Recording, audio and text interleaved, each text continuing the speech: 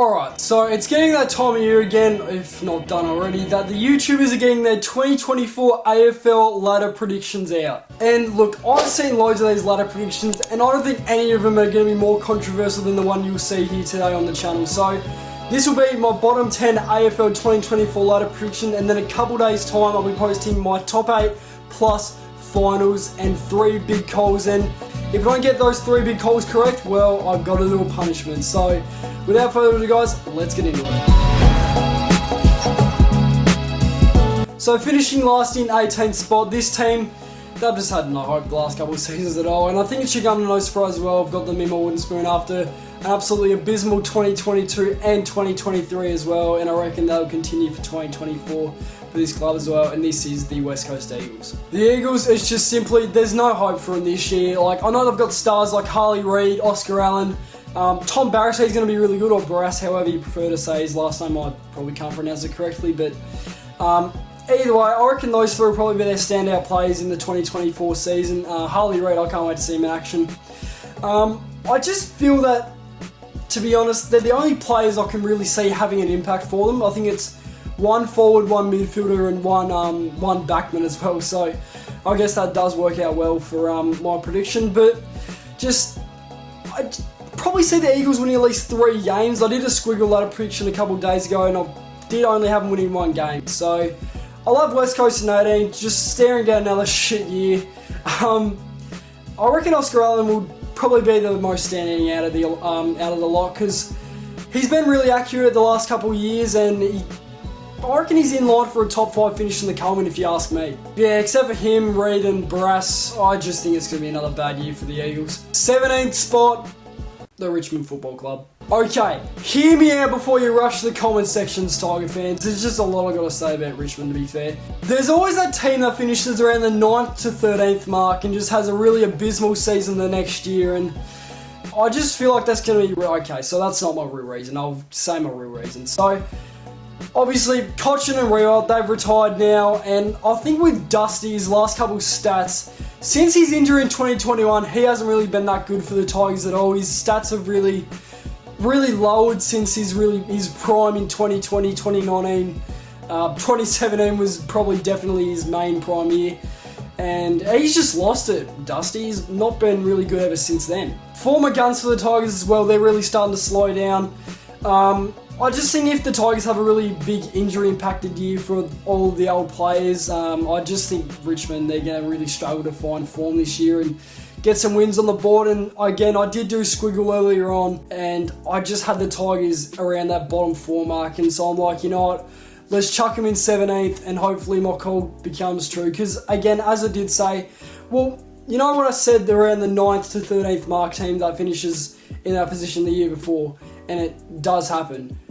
Yeah, it happens. So simply, I've just got Richmond to be that club. They'll be the Collingwood of 2020 to 2021, and then 2022 make finals the year before. I think Richmond are probably going to have to go through a rebuild for a couple years before they can return to finals. So Richmond, 17th. 16th, another huge call. Yes, it is not the North Melbourne Kangaroos.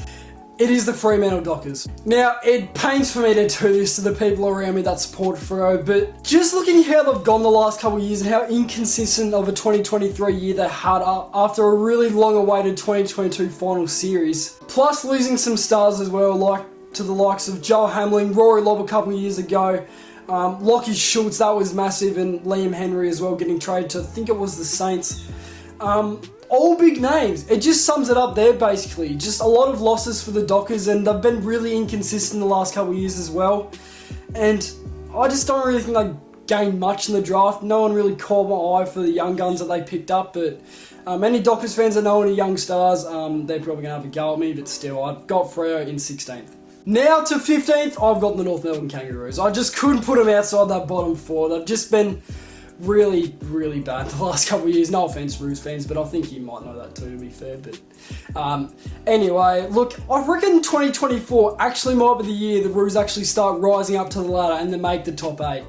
Obviously, I just don't think it'll be in 2024. I'll tell you what, I can't wait to see Colin McKercher in action for the Roos. He's going to be an absolute star for them. But to the real reason why I've got the Roos 15th, I reckon Clarko's going to put some fight into his plays and maybe bring up a sort of new playing style for him, because I think the Roos have been playing the same playing style for like the past, oh God, I couldn't tell you when, but probably the last decade, if I had to make an estimate, because you've probably seen a lot of like recent videos of the Roos. I wouldn't say recent, but over time, the Roos have just been using the same playing style. They've got like a wide playing style and a more like spread out, I don't know how to say it, like a tactic, I guess, for the Roos, but I reckon Clarko's going to try something new in the 2024 season and get the Roos a couple of cool new ways of winning games and getting the ball down the line, and teams will probably crack it after 3-2 rounds or so, but still. They did pick up Zach Fisher and Dylan Stevens, however, but they did obviously lose Ben Mackay and Todd Goldstein to the Bombers, so obviously two huge players that were definitely main impactors for the Roos, and, well, they really got North Melbourne rolling back when they were back when they were Roos boys, but now that they've left, I'll probably only see the Roos going as high as 14th, but just for this prediction, I've got them 15th. Now, 14th is just a massive call if you ask me. Look, it's stupid putting them here after have Richmond and Freo in that bottom three with West Coast and obviously North Melbourne, but they will do better than all these clubs who I've got in 14th. But this club, I just think they're going to struggle to find wins outside Victoria, find the form they need, and lose a lot of close games as well. I think it's going to be their main problem, and get a really consistent season going. 14th, I'm not proud of this. The St Kilda Football Club. What? What the fuck? St Kilda, I believe, they're just not going to have the year they hope for at all. Now, don't get me wrong at all, and before you rush to the comment sections again, just let me explain why I think St Kilda are going to finish 14th, because I think it's an actual genuinely good reason. I know a lot of Saints fans too, so they're going to be after me, but still. So yeah, I think St Kilda are a good team, but the only problem with St Kilda is when recapping their last couple of seasons, because I did go through the last couple of years as well to kind of describe or choose where I've got these teams on this ladder prediction. But just looking at the last couple of seasons for the Saints, their main problem has been 1, injuries, 2, consistency, and 3, close games. That's 4, 3. Is losing close games. Another thing St Kilda do very often as well is they lose easily winnable games. Like it could be against like a bottom 4 club and they'll play really abysmal. And we saw it against West Coast last year. I don't know what they did against North Melbourne, but I probably can't really describe that. But that West Coast game was not good in Perth. But even if you're playing West Coast in Perth, it should be a really easily winnable game. And I think a couple of people as well, they do see there's always this team that finishes in the top 8. And then they just have a really shocking year after. I think it will be the Saints, because we saw it in Richmond from 2020 and then they dropped out in 2021 and then obviously 2022 returned to finals, and I just reckon that'll be the Saints. So for this big call, I've got the Saints in 14th. Now coming in the 13th spot, I've got a club that I reckon will rise up that ladder a little bit, and maybe, I reckon their rebuild is almost done as well, this club, and I reckon the Hawthorn Football Club are going to finish 13th. The Hawks, they're definitely due for a rise up the ladder soon with their picks up of the much-loved Jack Ginnivan. Jack Gunston's back as well. Can't forget Marby Child from the Suns and formerly a Tiger, but yeah, they're definitely going to have an impact for the Hawks. Massive forward line as well, and also that bloke from Essendon, I forgot who that was, but anyway, it's just going to be a really dangerous forward line here for the Hawks. I think it's fair to say as well, this is just my opinion as well, but I think the Hawks, they're probably going to have one of the most dangerous forward lines in 2024. Similar to 2023 with the Hawks, I reckon they're going to win a lot of big games as well, like beating Collingwood. I reckon they'll beat Geelong later on the year as well.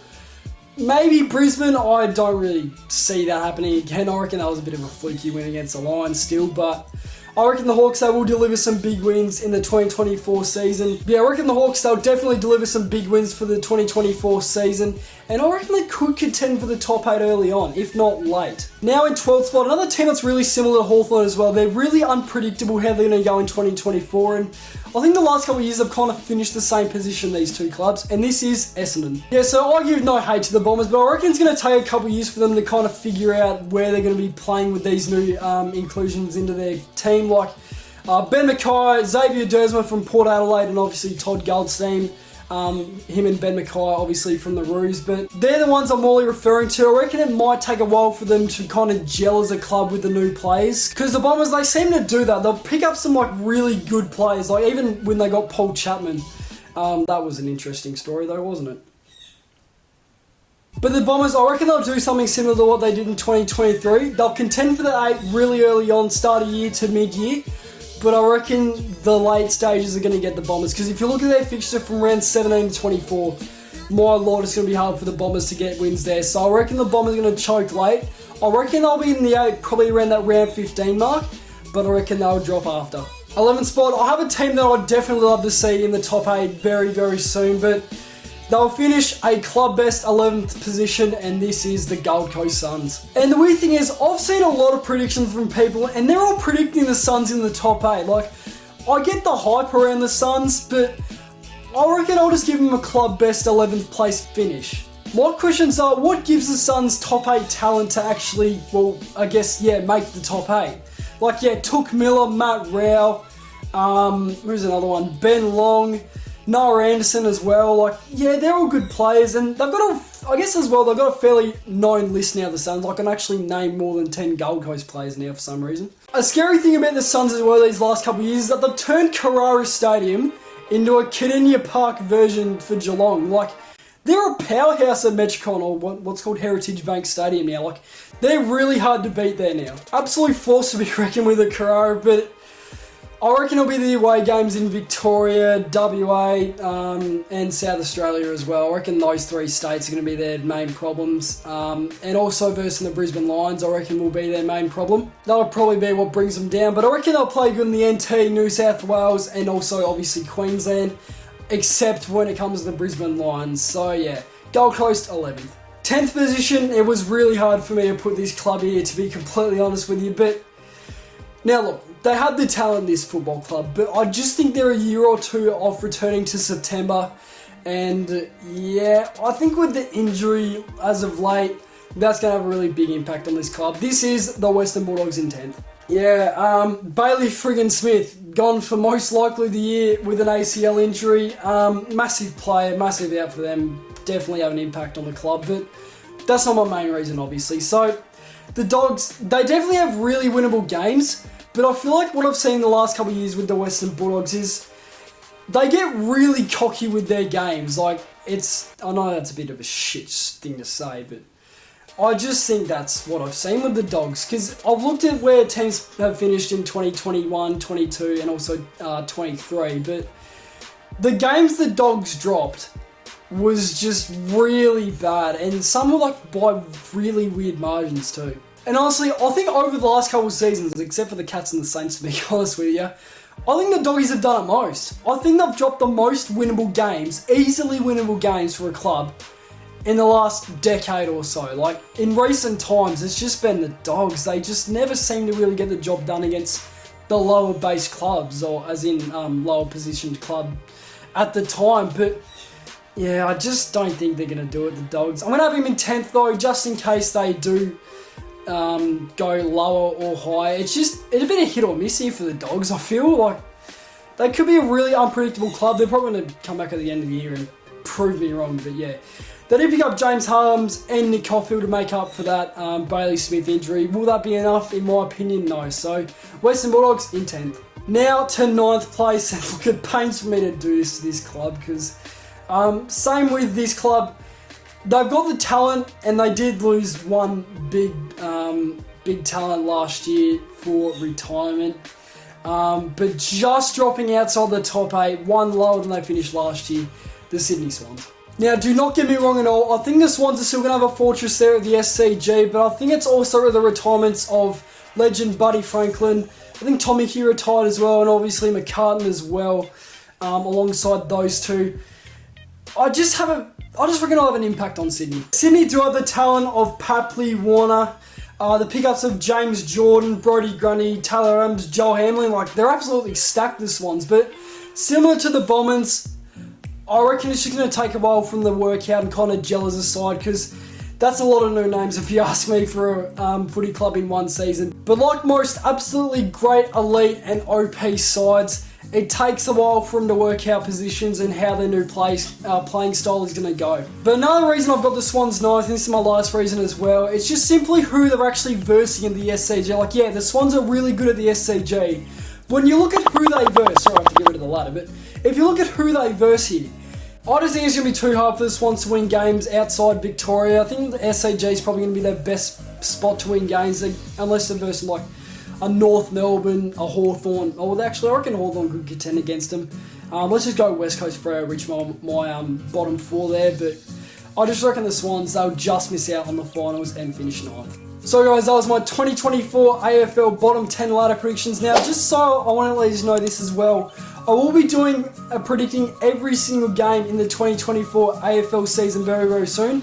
But also to look forward to is my top 8 ladder predictions, plus finals and 3 big calls. And again, like I said, if I don't get those 3 big calls correct, it'll be a punishment at the end of the year. So I will definitely try and come up with what I will do there for punishments. But anyway, guys, if you did enjoy, do leave a like and subscribe to the channel. I'll be uploading more content in the future. Stay tuned for all that, and I'll see you in the next one. See you.